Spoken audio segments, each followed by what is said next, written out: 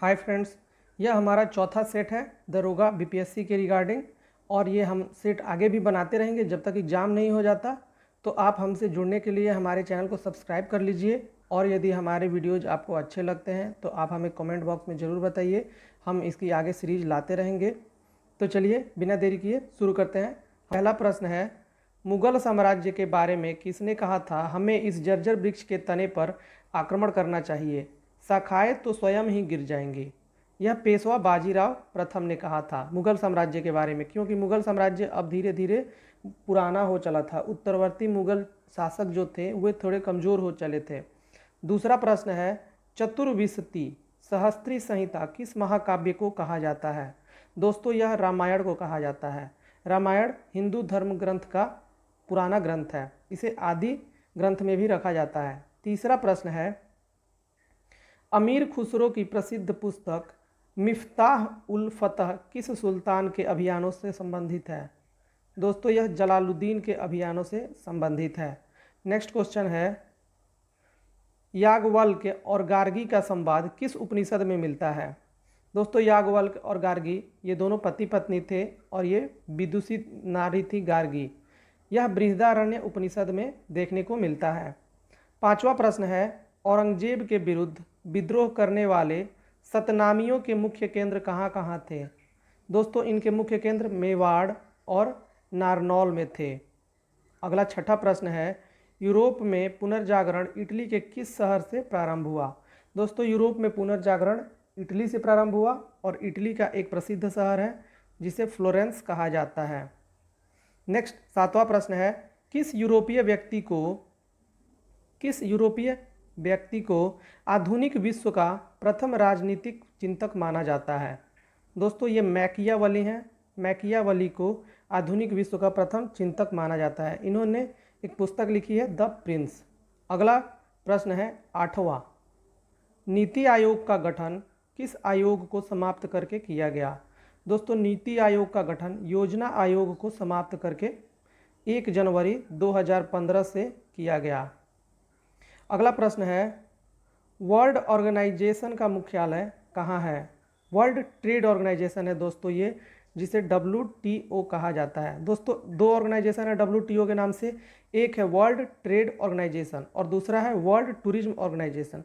तो दोस्तों, world trade organisation का मुख्यालय जिनेवा में है, जबकि वर्ल्ड टूरिज्म का मुख्यालय मैड्रिड जो है वो स्पेन में पड़ता है, तो उसका मुख्यालय स्पेन में है। अगला 10वां प्रश्न है, किस उत्पाद पर शुद्धता के मानक के रूप में हॉलमार्क अंकित रहता है? दोस्तों, स्वर्ण आभूषण जब हम खरीदने जाते हैं तो आजकल गवर्नमेंट ने उस पर हॉलमार्क बना दिया है, जिससे उसकी शुद्धता की गारंटी दी जा सकती है। 11वां प्रश्न है, देश में कुल श्रम शक्ति का कितना भाग संगठित क्षेत्र में कार्यरत है? दोस्तों, 7% लोग जो हैं वो श्रम शक्ति का संगठित क्षेत्र में कार्यरत हैं, यानी कि 93% लोग असंगठित क्षेत्रों में कार्यरत हैं। अगला 12वां प्रश्न है, ऑस्ट्रेलिया और न्यू गिनी द्वीप को कौन सा जल संधि अलग करता है? दोस्तों, टारस जल संधि है एक, जो ऑस्ट्रेलिया और न्यू गिनी द्वीप को अलग करता है। नेक्स्ट 13वां प्रश्न है, किस वनस्पति को वनस्पति जगत का एम्फीबिया कहा जाता है? दोस्तों, एम्फीबिया मतलब होता है जो स्थल और जल दोनों में रह सके, उसे एम्फीबिया कहा जाता है। जैसे मेढक, कछुआ। तो ब्रायोफाइटा एक वनस्पति है, एक वनस्पति का प्रकार है जिसे वनस्पति जगत का एम्फीबिया कहा जाता है। अगला प्रश्न है, एयर कंडीशनर यानी कि AC किसको नियंत्रित करता है? दोस्तों, AC ताप और आर्द्रता दोनों को नियंत्रित करता है। यदि रूम में आर्द्रता भी बढ़ जाएगी तो भी आदमी परेशान हो जाएगा। 15वां प्रश्न है, भारतीय मूल के किस वैज्ञानिक को 2009 में रसायन शास्त्र का नोबेल पुरस्कार प्राप्त हुआ? दोस्तों, ये भारतीय मूल के हैं और इनका नाम है वेंकट रमन रामकृष्णन। इन्हें रसायन शास्त्र का नोबेल पुरस्कार प्राप्त हुआ था। अगला 16वां प्रश्न है, ध्रुव तारा गतिमान आभासित क्यों नहीं होता? जो ध्रुव तारा है वो गतिमान नहीं होता, मतलब गतिमान हमें प्रतीत नहीं होता, यानी कि आभासित नहीं होता, लेकिन वो गतिमान होता है दोस्तों, क्योंकि यह पृथ्वी के घूर्णन अक्ष की सीध में है, इसलिए यह गतिमान आभासित नहीं होता। 17वां प्रश्न है, ब्लड में यूरिक एसिड की उच्च मात्रा किस रोग का लक्षण है? दोस्तों ब्लड में यूरिक मात्रा जब बढ़ जाती है तो गठिया होता है, और यूरिक एसिड को नियंत्रित करने के लिए मैलिक एसिड का उपयोग किया जाता है। मैलिक एसिड सेब और पके हुए केले में पाया जाता है। 18वां प्रश्न है, नाभिकीय रिएक्टर में न्यूट्रॉन नियंत्रक के रूप में किस तत्व का प्रयोग किया जाता है?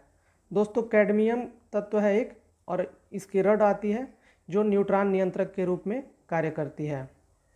न्यूट्रॉन से ही बमबारी की जाती है यूरेनियम पर, जिससे कि विस्फोट होता है। अगला प्रश्न है, कार ड्राइवर की सुरक्षा के लिए उपयोग किए जाने वाले एयर बैग में क्या होता है? दोस्तों इसमें सोडियम एजाइड होता है। अगला 20वां प्रश्न है, भारतीय संविधान के अनुसार कौन युद्ध की घोषणा करने अथवा शांति की स्थापना करने के लिए वैधानिक रूप से सक्षम है? दोस्तों राष्ट्रपति वैधानिक रूप से भारत में युद्ध की घोषणा करने और शांति समझौता के लिए सक्षम है। नेक्स्ट क्वेश्चन है, शिक्षा का अधिकार यानी कि राइट टू एजुकेशन, जिसमें प्रावधान किया गया है कि प्रत्येक बच्चे को 6 से 14 वर्ष तक अनिवार्य तथा निःशुल्क शिक्षा प्रदान की जाएगी, यह संशोधन किस संविधान संशोधन के द्वारा किया गया? दोस्तों यह 86वें संविधान संशोधन 2002 के द्वारा किया गया, और यह 21A में रखा गया है। जो हमारा आर्टिकल 21A है मूल अधिकारों का, उसमें ये रखा गया है। नेक्स्ट 22वां प्रश्न है, खिलजी वंश की स्थापना किसके द्वारा की गई? दोस्तों खिलजी वंश की स्थापना जलालुद्दीन खिलजी के द्वारा की गई थी। नेक्स्ट 23वां प्रश्न है, शाहनामा किस विद्वान के द्वारा रचित पुस्तक है? दोस्तों शाहनामा फिरदौसी के द्वारा रचित पुस्तक है। अगला 24वां प्रश्न है, पुनर्जन्म से संबंधित प्रथा का वर्णन किस उपनिषद में मिलता है? दोस्तों पुनर्जन्म से संबंधित यह बृहदारण्य उपनिषद में मिलता है। अगला 25वां प्रश्न है, बदायूं में स्थित हौज ए सम्मी का निर्माण किस सुल्तान के समय कराया गया था? यह इल्तुतमिश के समय कराया गया था। अगला 26वां प्रश्न है, सम्राट अशोक ने गंधार एवं लघुमान के लेख किस लिपि में लिखित हैं? यह आर्यमाइक लिपि में लिखित है। दोस्तों 2-3 लिपियाँ थी, आर्यमाइक लिपि, खरोष्टी लिपि। अगला प्रश्न है 27वां, किस मुगल शासक के शासनकाल में स्थापत्य कला अपनी चरम सीमा तक पहुंच गई? दोस्तों यह शाहजहां के काल में स्थापत्य कला अपने चरम सीमा तक पहुंच गई। वैसे तो सबसे ज़्यादा स्थापत्य निर्माण अकबर के टाइम में हुआ था, लेकिन ऐसा कहा जाता है कि जो महत्वपूर्ण निर्माण हुए हैं जिसे मुगल साम्राज्य याद किया जाता है, वे सभी शाहजहां के समय में हुए थे। अगला 28वां प्रश्न है, पानीपत की तीसरी लड़ाई किन 2 पक्षों के बीच में हुई थी? दोस्तों पानीपत की तीसरी लड़ाई मराठा और अहमद शाह अब्दाली के बीच 1761 में हुई थी, जिसमें मराठे मुगलों की तरफ से लड़ रहे थे। अगला 29वां प्रश्न है, शरीर में किसकी मात्रा बढ़ जाने के कारण हृदयाघात का खतरा बढ़ जाता है? दोस्तों शरीर में कोलेस्ट्रॉल की मात्रा बढ़ जाने के कारण हृदयाघात का खतरा बढ़ जाता है। कोलेस्ट्रॉल एक प्रकार का वसा यानी कि फैट है। संवेग का भौतिक राशि का मात्रक क्या है? संवेग की भौतिक राशि मात्रक क्या है? दोस्तों इसका न्यूटन सेकंड है। अगला 31वां प्रश्न है, प्रकृति में नाइट्रोजन चक्र का होना किस तत्व की ओर संकेत करता है? दोस्तों प्रकृति में हर चीज़ का चक्र है, नाइट्रोजन चक्र है, जल चक्र है, तो उसी में इससे फ़ायदा ये होता है कि वायुमंडल में नाइट्रोजन या जल के कभी न समाप्त होने का ये चक्र बताता है। अगला 32वां प्रश्न है, नाखून में उपस्थित प्रोटीन कौन सा होता है? दोस्तों नाखून में केराटिन प्रोटीन होता है, और केराटिन प्रोटीन ही जीवों के सिंग में पाया जाता है। जो जानवर होते हैं गाय भैंस, उनके सिंग में केराटिन प्रोटीन ही पाया जाता है। अगला प्रश्न है, विश्व बधिर दिवस किस तिथि को मनाया जाता है? दोस्तों विश्व बधिर दिवस 24 सितंबर को मनाया जाता है। अगला 34वां प्रश्न है, हनुमान एक प्राचीन स्थल है जहां 1773 में खुदाई के बाद सिंधु सभ्यता के अवशेष मिले, यह किस राज्य में स्थित है? दोस्तों यह हरियाणा में स्थित है। दोस्तों ये हनुमान नहीं है, ये बनवाली है। बनवाली एक हरियाणा का स्थल है जहाँ से सिंधु सभ्यता के खुदाई हुई थी। अगला प्रश्न है 35वां, हर्षवर्धन किसके हाथों पराजय हुए? हर्षवर्धन को पुलकेशिन द्वितीय ने पराजित किया था नर्मदा नदी के तट पर। अगला प्रश्न है